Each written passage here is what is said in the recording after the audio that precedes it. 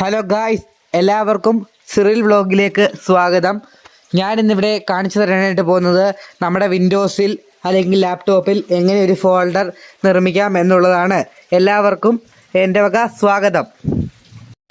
അപ്പം ഗായ്സ്, നമുക്ക് നേരെ വീഡിയോയിലോട്ട് പോവാം. അപ്പം നമ്മൾ അതിൻ്റെ യൂസർ ഓപ്പൺ ആക്കി വെച്ചിട്ടുണ്ട്. അപ്പോൾ നമുക്ക് മ്യൂസിക് ഡബിൾ ക്ലിക്ക് ചെയ്യാം. ശേഷം